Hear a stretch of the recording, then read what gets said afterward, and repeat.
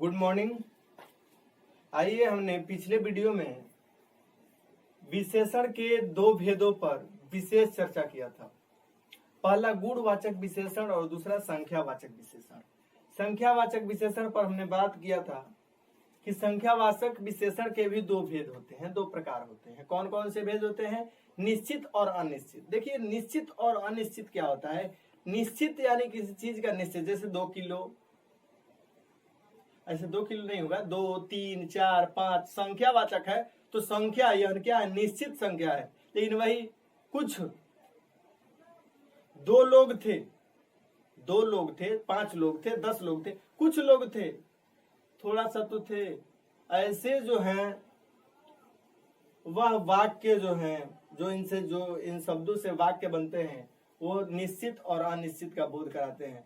उसमें कुछ नहीं समझना है, बिल्कुल आसान भाषा में निश्चित और अनिश्चित को एक ही चीज है कि जो संख्या के निश्चित रूप को दर्शाएंगे उन्हें निश्चित संख्यावाचक कहेंगे, और जो संख्या के अनिश्चितता को दर्शाएंगे उन्हें अनिश्चित संख्यावाचक कहेंगे। कुछ इसमें नहीं करना है, सिर्फ समझ लीजिए, आपके दिमाग में रहेगा। आइए बात करते हैं परिमाणवाचक। परिमाणवाचक विशेषण क्या होता है? परिमाण से ही हमें नाप तौल की याद आ रही है।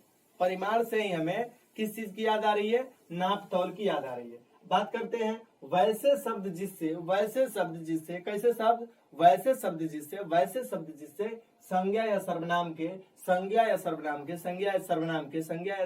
के नाप तौल का बोध होता है। वैसे शब्द जिससे संज्ञा या सर्वनाम के नाप तौल का बोध होता है, नाप तौल के बोध होता है, उसे परिमाणवाचक विशेषण कहते हैं। उसे क्या कहते हैं? परिमाणवाचक विशेषण कहते हैं। जैसे कुछ दूध दे दो, परिमाणवाचक तो है लेकिन क्लियर नहीं है, तो क्लियर नहीं होगा, यानी यह अनिश्चित परिमाणवाचक है। 5 किलो चावल बाजार से ला दो। 5 किलो एकदम क्लियर है कि 5 किलो चावल बाजार से लाना है, क्या होगा? निश्चित परिमाणवाचक होगा। परिमाणवाचक समझ गए? जिससे संज्ञा या सर्वनाम के नाप तौल का बोध हो, वही चीज है नाप तौल का। परिमाणवाचक दिमाग में बैठा लो। गुणवाचक गुण का बोध कराएगा, संख्यावाचक संख्या का बोध कराएगा, परिमाणवाचक क्या चीज का? नाप तौल का बोध कराएगा। क्लियर? यहां तक हम लोग जान गए।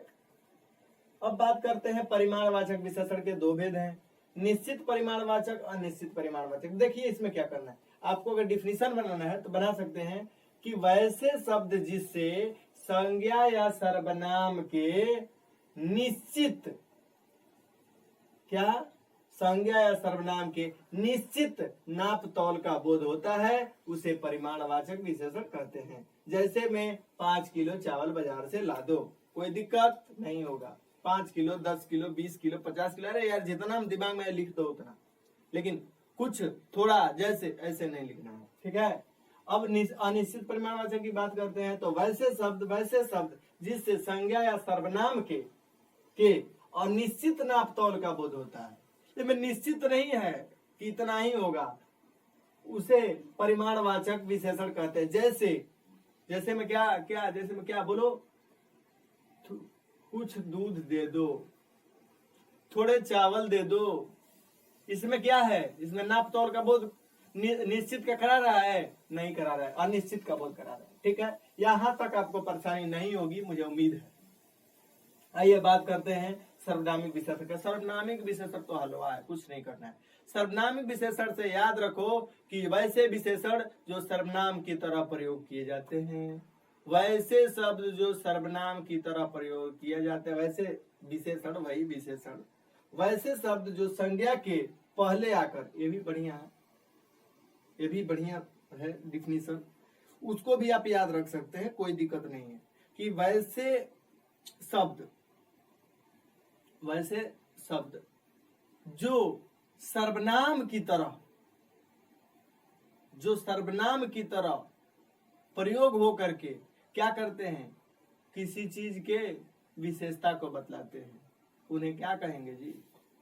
उन्हें हम सर्वनामिक विशेषण कहते हैं, लेकिन वो बड़ा हो जाता है। ठीक है, बात करते हैं वैसे शब्द जो संज्ञा के पहले आकर, बहुत आसान, वैसे शब्द जो संज्ञा के पहले आकर उनकी विशेषता को बतलाएंगे, उनकी विशेषता को बतलाते हैं, उसे सर्वनामिक विशेषण कहते हैं। अच्छा एक बात बताइए, कैसे हम पहचानेंगे? आदमी, आदमी मोटा है, तो इसमें आप देखिएगा कि यह आदमी जो क्या है, संज्ञा है, संज्ञा के पहले क्या हुआ है, यह क्या होगा, क्या होगा, बोलो जल्दी, यह होगा विशेषण। लेकिन कौन सा विशेषण होगा? सर्वनामिक विशेषण होगा। पुस्तक बढ़िया है, पुस्तक बढ़िया है, पुस्तक क्या है? संज्ञा है, संज्ञा बने एकदम। अब ये आप नहीं कह सकते हैं कि संज्ञा सर ने नहीं पढ़ाया, संज्ञा पढ़ाए हैं। संज्ञा के पहले क्या है, वह है, वह क्या होगा, क्या होगा, क्या होगा, वह जो है, वह क्या होगा? सर्वनामिक विशेषण होगा। अब बात करते हैं, पुस्तक बढ़िया है, पुस्तक बढ़िया है, तो यहाँ पे पुस्तक जो है वह क्या होगा, क्या होगा, बोलो, वह होगा सर्वनामिक विशेषण।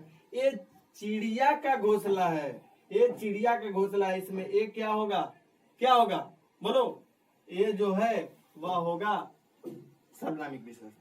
ठीक है, इसमें आपको कोई परेशानी नहीं होगा। अब आइए बात करते हैं कि हम लोग क्या हैं, कुछ बच्चे हैं ऐसे जो एक दिन वीडियो लेट हो रहा है या 2 दिन वीडियो लेट हो रहा है, तो वे लोग जानते हैं क्या करते हैं, वे लोग फोन करके हमको ही हमसे बात करते हैं और कहते हैं सर 1 दिन लेट हो गया, 2 दिन लेट हो गया। बाबू हम लेट नहीं हो गए, आपको हम टाइम इसलिए देते हैं कि पीछे वाला जो भी प्रश्न है, जो भी हम पढ़ा चुके हैं, उसको आप लोग रिवीजन नहीं करते हैं। रिवीजन करने के लिए भी तो टाइम चाहिए ना। आप लोग दिन भर बैठ के रिवीजन कीजिए, उससे आपको ही फायदा होने वाला है।